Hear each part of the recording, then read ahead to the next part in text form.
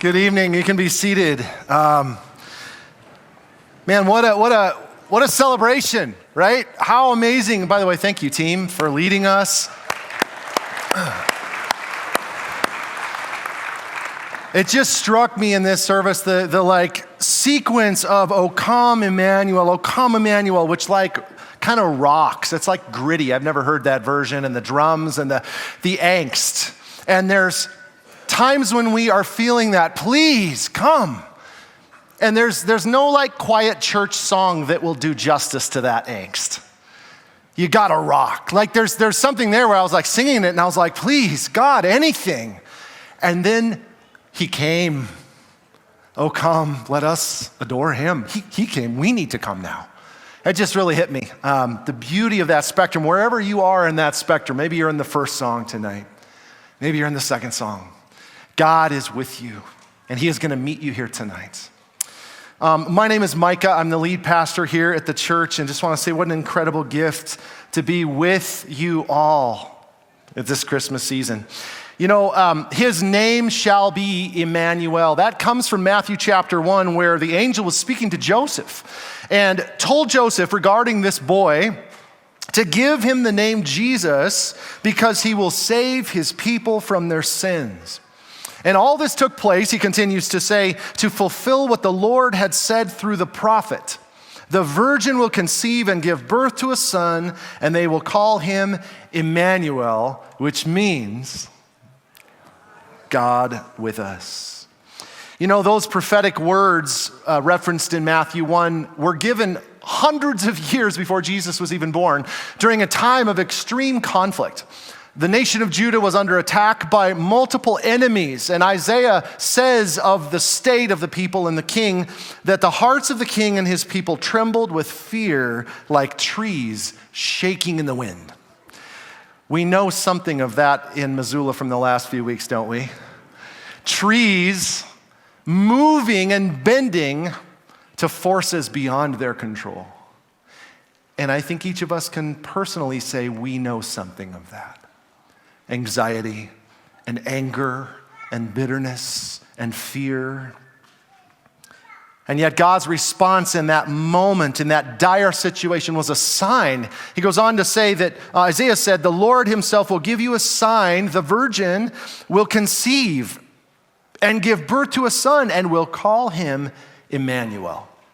Notice 700 years before Jesus is even born, God's reassurance, not that he's going to take away that trouble in your life, but that he is with you. And as we saw in that beautiful video earlier, which by the way was made by our staff here at the church, so proud of them, it was so fantastic, that God is with us, yes, in the highs, he's also with us in the hurts. God is with us in the peaceful moments, but also in the moments of panic. That is the good news of Christmas. And we see in these verses, and even sang in a lot of the songs tonight, that the Christmas story didn't begin with the birth of Jesus. That's typically what we think, and yes, that was that unforgettable moment God himself put on flesh and entered the human story. But that was not a new idea. That was God's desire and design since day one of creation. In case you didn't know, just a quick overview. In the beginning of the Bible, God creates humans in this beautiful garden. And it says that one evening in the cool of the day, the breeze was blowing. And Adam and Eve, it said, heard the sound of the Lord God walking in the garden. I want you to notice that from day one, God positioned himself not above us, as we have ingrained in us, even from the printed words on our money, that we are under God. His plan has always been for us to live our life with him. And yet on that same day that they heard God in the garden, earlier on, they had ignored God's command. They'd believed a lie about God, gone against what he said. And so every other day, they may have run to the sound of God in the garden with joy. God is coming. And yet on this particular day, because of their choices, it says they hid from the presence of the Lord. One of their sons, Cain, if you know the story and the story continues, followed the exact same pattern. He murdered his brother. He was jealous of him. He killed him. And showing no signs of sorrow or regret, The next chapter of the story says, Cain also went away from the presence of the Lord. In other words, God's design for life with him was tragically replaced by life apart from him, which is a contradiction. Because as the chapter and the story continues, you see that violence and corruption begins to fill the earth as people distance themselves from the giver of life. But the other interesting thing I noticed in the end of this chapter, where Cain, it says, went away from the presence of the Lord, is that people begin to feel the distance. They have this haunting sense that they were made for something better. This can't be it. Which is why the last verse of that chapter says, at that time, people began to call on the name of the Lord. People didn't make it very far before realizing this is not life. And so they called out. They called on the name of the Lord. You know, I think people today are still calling. Now, there may be financial security or popularity or beauty or success or the name of entertainment. But deep down, that root cry is the same for all of us. It's for him. It's for the one who made us for life with him. And all the other calls we send out in all directions, I think, are just functions of separation anxiety. We're not at home. We're not settled, and we know it. And we're calling out for all these things that we think are going to bring us back. Somewhere between this authentic craving that every one of us has for the presence of our Maker, somewhere between the craving and the calling, things get confused.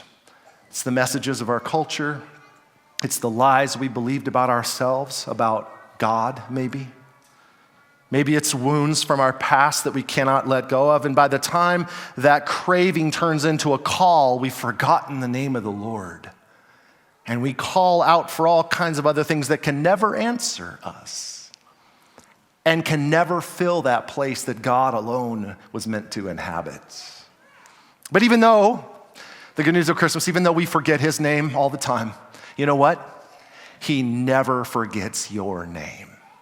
He continues to pursue us, which is why as the Christmas story continues in the book of Exodus, it says, God told Moses, have the people build a sanctuary. Why? That I may dwell among them.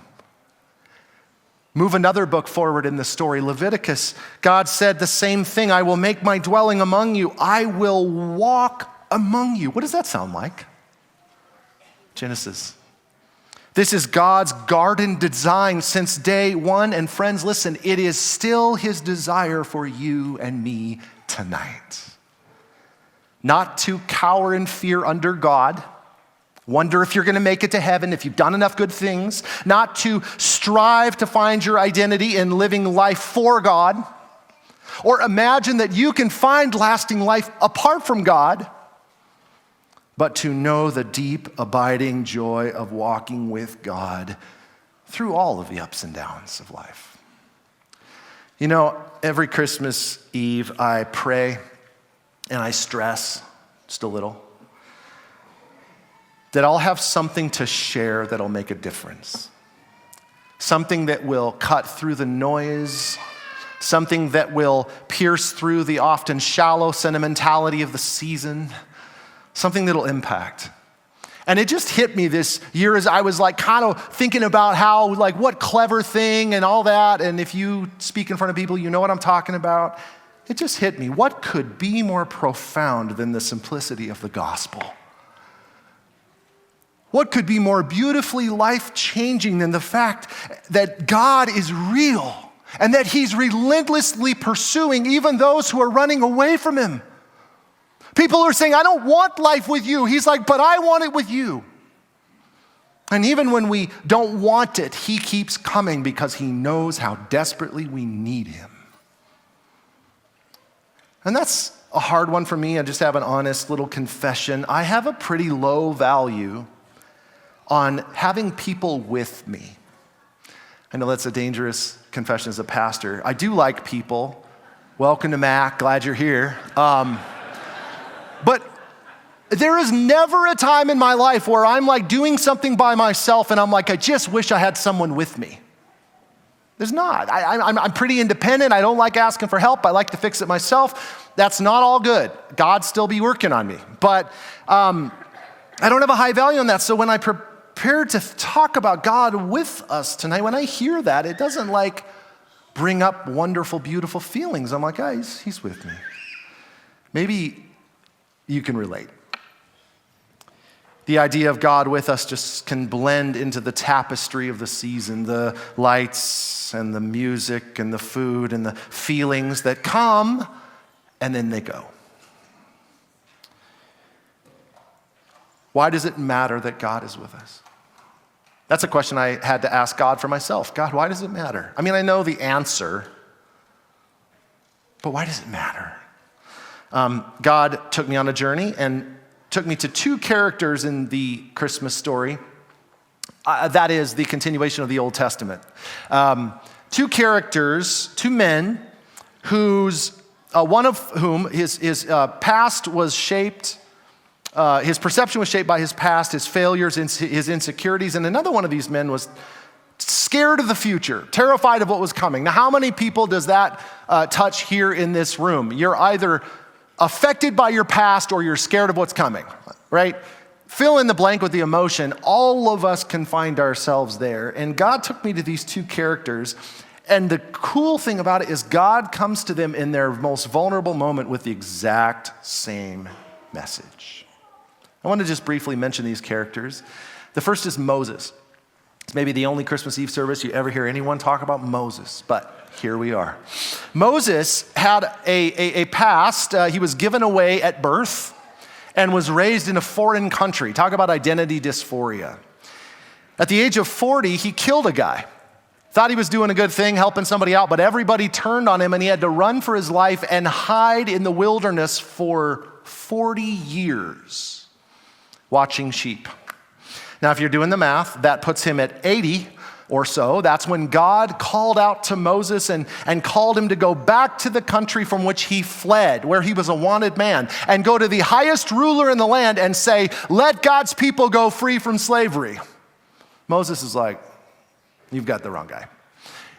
And he says it in a series of excuses related to his past and his perception of himself. One of those is, he says, who am I? Who am I? I'm a nobody. How many of you have struggled feeling unimportant? Nobody cares about you. His next one, he said, nobody's going to listen to me. I don't have any influence there. Why should they pay attention to what I have to say? Maybe you feel invisible. He goes on with another one. God, I don't know how to speak. I don't have the gifts and abilities. And maybe he stuttered. Maybe he was just slow talking. I don't know what his thing was. But he's like, I am not the guy to go before a kingdom ruler. Basically, he's saying, you have the wrong guy. But I just think it is fascinating. God responds not by saying, oh, yeah, you're right. I thought you were somebody else. I need somebody more important, somebody more put together. Yeah, I'll move on. He didn't enroll Moses in a public speaking course. Let's get your speaking skills up. Then I can do something with you. He didn't run an ad campaign in Egypt to boost Moses' image. That's the stuff Moses wanted. That's the stuff we want related to our insecurities in our past. God, can you fix that? And then I'll feel good about myself. And then I'll be useful. Then I'll be loved. We don't need any of that. What we need is what God said to Moses after his very first excuse. God said, I will be with you. Moses, I know about your past and it doesn't scare me. I'm not thinking about your past. Neither should you. We're moving forward. I will be with you. Maybe that's what you need to hear tonight. Every one of us has a story. We have struggles and it's real. Right? This is not some trivializing thing where you say, well, it doesn't matter anymore. No, it matters. It hurts. It comes back. Even when you say, I don't want him, it'll come back again. We need to continue to hear that we have a God who promises to be with us even in the valley of the shadow of death. We don't have to fear any evil because he is with us. The next character that God led me to was Joshua. This was the guy who came after Moses, his successor. Joshua was called to lead God's people, 3 million people on foot through the wilderness, and he had no experience prior to that. He knew that he would face one enemy after another in this new land into which God was leading them, and he was scared. He had all kinds of uncertainty, all kinds of unknowns. What if I mess up here? How many of you, speaking of fear of the future, are worst case scenario people? Yeah, you don't have to raise your hand. You can if you're proud of that.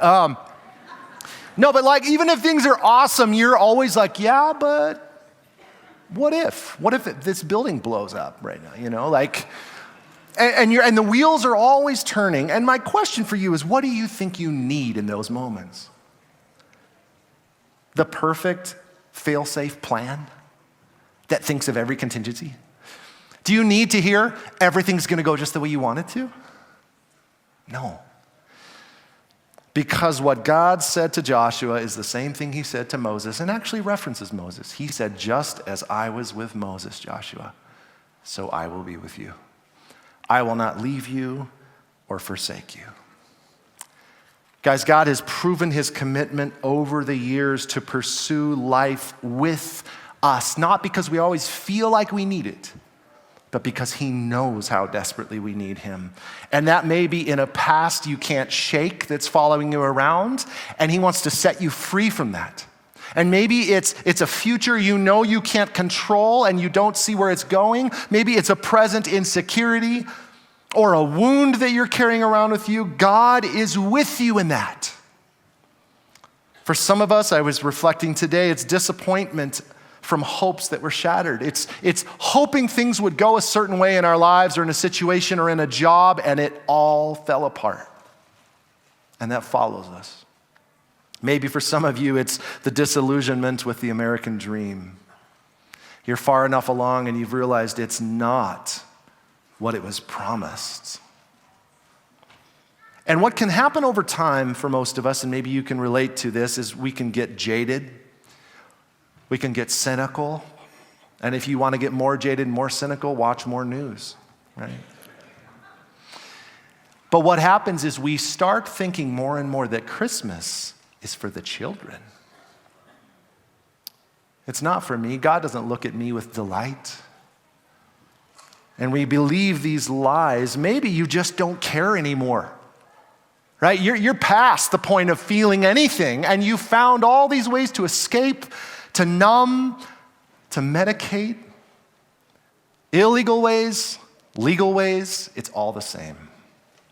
We're running away from the pain, but God says over and over, I'm with you, I'm with you. Your past doesn't scare me. The future's not a concern. Friends, what we're talking about tonight isn't something that comes and goes after Christmas. It is the enduring good news of a God who's real, who knows you. You matter to him. He has purpose for your days. And whatever is plaguing you, whatever is nagging at you, let him be there with you in it, because he is with you in it. You and I were made for life with God. And Jesus is proof of that fact. Jesus came to live the life we could never live, the life of honor and righteousness before God himself. He came to die the death we deserved. All of us want justice. All of us say we want a God who is just, except when it comes to us. He is a God who says, I will repay sin, but he repaid that sin on Jesus so that we could be called sons. He was treated as a sinner so that we could be treated as sons and daughters. And what Jesus did was remove the barrier of rebellion that propelled us further and further away from the presence of God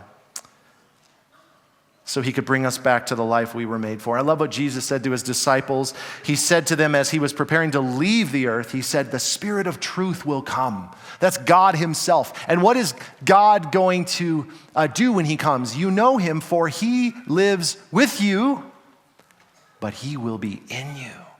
It just hit me this week. God isn't satisfied with proximity. Yes, the Old Testament is this picture of God saying, I want to walk with you, I want to be with you. New Testament reality is a whole nother level. He's like, I want to make my home in you. I want permanence. I want us to share life in a way that'll never go away. and never be interrupted. And so I wonder tonight, God is calling out. God is calling out. He's inviting people to come to him, and he's saying, I want you to call upon me. What if tonight, for the first time maybe ever, you called on the name of the Lord? Whatever that means, whatever your heart is for, that you recognize the actual root of that desire in you and you let it come out. I just want to urge you not to ignore the ache, the angst. Don't just think of a new thing to call out for, thinking that's going to be what fixes it. Call on the name of the Lord. And when you do that, I don't know exactly what you'll hear from him. That's between you and him. But I'm sure, based on the centuries of this story unfolding, that it will be some version of God saying, I am with you. I am with you. I'm with you in the failures of your past. I'm with you with the insecurities of your present, the fears of your future. I'm with you through all of it. And so my prayer for you tonight, I just want to end by saying, is that whether you are fighting an addiction, or you are grieving a loss, or maybe for some of you it's just stubborn self-reliance. Anybody willing to admit that? That you would humble yourself and you'd call out for the Lord and you'd say, I need you. I want you in my life. I don't know what that means, but I want you.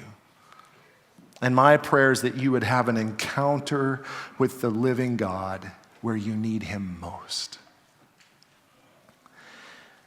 That's what we're going to do, by the way, for a minute before we move forward with our time, is just create a little space to be still and to respond. We are hearing so many messages in culture and people telling us things. How often do we get to just pause?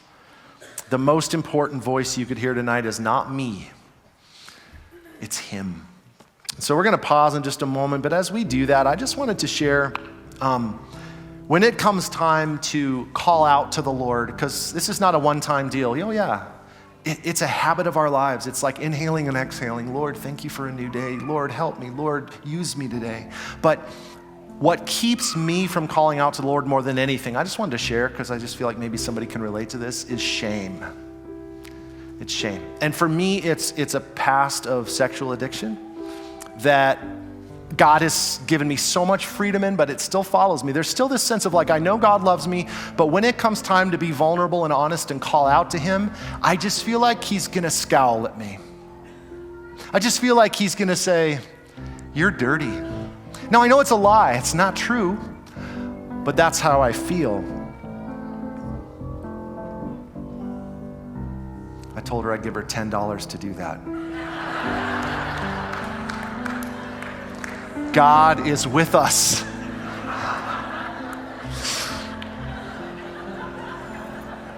You're the best, Jordan. God reminded me this last week in the experience of my own shame and feeling like God doesn't want me to call out to him. He reminded me that Jesus came and he ate and he drank with sinners. That he spent time with those that the society had pushed out, the people that would never feel comfortable in a church. Jesus didn't just say, I'll let you come to me. He went after them. He made his home with them. And the thing is, it would have been nothing if Jesus had preached to sinners. Everybody'd say, yeah, you tell them. It would have been nothing if Jesus had talked about sinners. People would have jumped right in with him. Oh yeah. It was an absolute scandal, unthinkable scandal for the perfect Son of God to prioritize spending time with sinners, to make his home, to honor their humanity, not affirm all their choices and say everything's okay and good, but to assure them that he sees them, he cares, he loves, and he's with them. So I don't know where you're at, but the good news of Christmas is that God is with us. God is with us in the wounds of our past, the fears of our future, the loneliness of the present. He is with you. So we're going to take a moment right now to call out to the Lord. And like I said, that can mean anything. What matters is not, do I have church words? God doesn't care about that. He cares about authenticity. He cares about your heart. If you're hungry for him, find some way to express it, or just sit quietly with him and pray in your heart. He hears that. I just want to take a minute for you to call out to the Lord right wherever you are. Let's do that.